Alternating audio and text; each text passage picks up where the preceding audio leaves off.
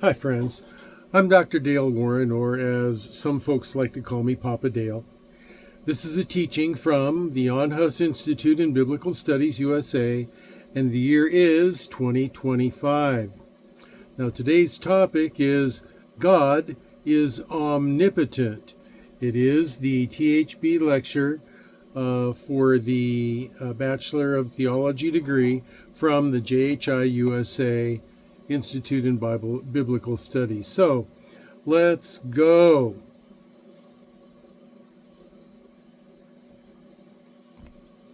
God is omnipotent, THB lecture, JHI-USA. The nature of God's omnipotence. Scripture affirms God's omnipotence by saying that God does whatever he is pleased to do. Psalm 115:3, Isaiah 55:11, Jeremiah 32:17, and other places. Nothing is too hard for him, according to Genesis 18:14. His world is never void of power, so when he speaks, everything in creation obeys him. Isaiah 55:11. A most astonishing example of his power is recorded in Genesis 1:16, which says, "And God made two great lights, the greater light to rule the day, and the lesser light to rule the night." He made the stars also. Now think of the immensity of space, the number of moons, planets, solar systems, and galaxies, and Scripture just casually mentions, oh yeah, he made the stars also. That's astonishing to me. Of course, creatures do disobey him in one sense, that is, in the sense of sin, but God has control even over sinful actions. Psalm 105:24 and 25, Genesis 45:5-8, Exodus 4:21, Psalm 105:24 and 25, and Romans 9:18, Acts 2:23, and Acts 4:28. Well, that was a lot of scriptures, huh? He allows sinful, disobedient actions for his eternal purposes. It was, in fact, a part of his plan, the process to bring a redeemed humanity to the position of being able to share eternity with him. So his words always prevail, and we can trust that his prophecies always come to pass. Deuteronomy 18:21 and 22. God's essential nature includes his internal congruence. In his creation, this is expressed as the law of non-contradiction. Scholar William Lane Craig explains it this way: a thing cannot be both A and non-A at the same time and the same place and in the same sense. Can't be. For example, in the physical realm, God cannot create a round square, as the definitions contradict. In the moral realm, he cannot lie, as his very nature is the source of all truth. In the ontological realm, God cannot cease to exist, as his essence is life itself. In the absurdities of language, God cannot create a rock that is too big for him to lift, as the rules he established in creation preclude such linguistic traps. He does whatever he pleases, consistent with the universal order that he created, which is consistent with his own nature. God has rights, power, and authority over the universe that he created. From the largest solar system to the smallest particle, he sees it all and is involved in everything. Quote, Scripture says, quote, "Are not two sparrows sold for a farthing? And one of them shall not fall to the ground without your Father. But the very hairs of your head are all numbered. Fear ye not, therefore, ye are of more value than many sparrows." End quote. Matthew 10:29-31. He is in control from the macroscopic to the microscopic. Scripture says Christ being the brightness of his glory and the express image of his person, upholds all things by the word of his power. Hebrews 1:3.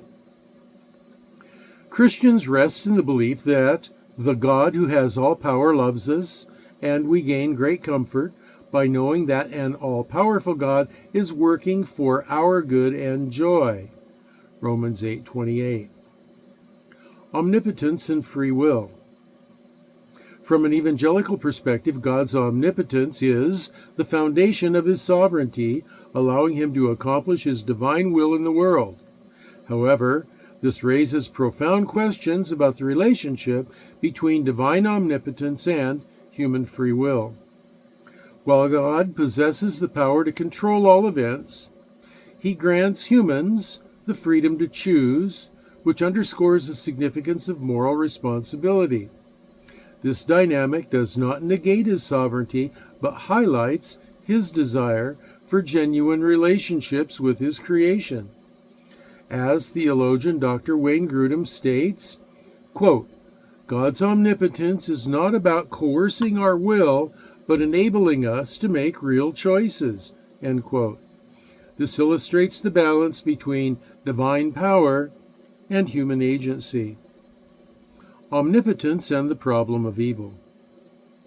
God's omnipotence presents a complex relationship with the problem of evil, known as theodicy.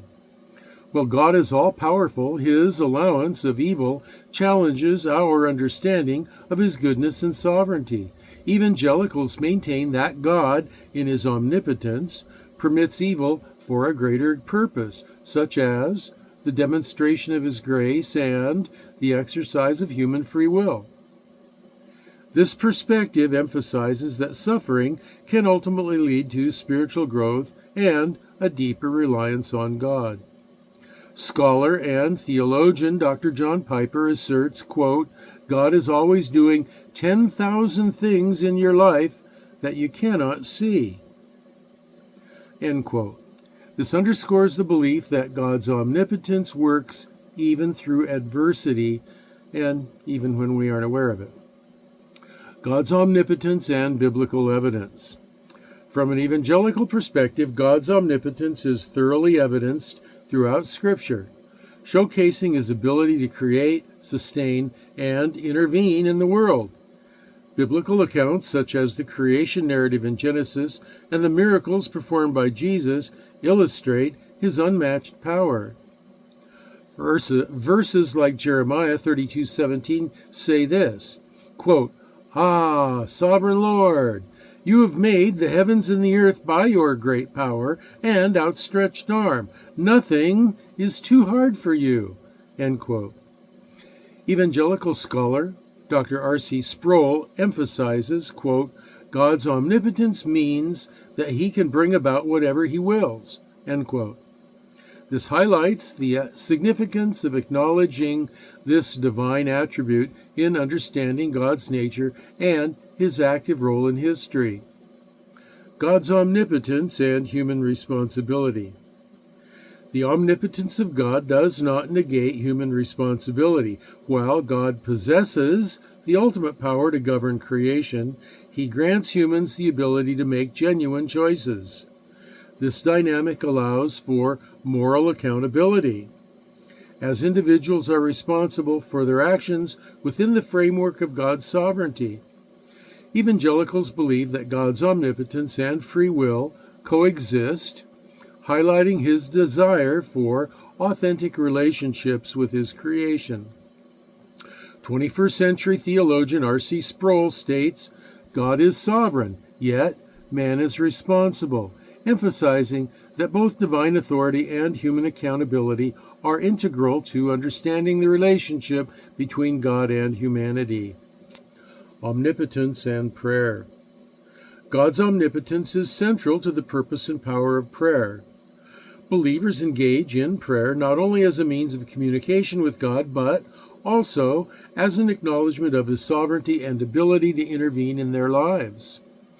While God is all-powerful and his will ultimately prevails, prayer is seen as a vital expression of faith, allowing individuals to align their hearts with God's purposes.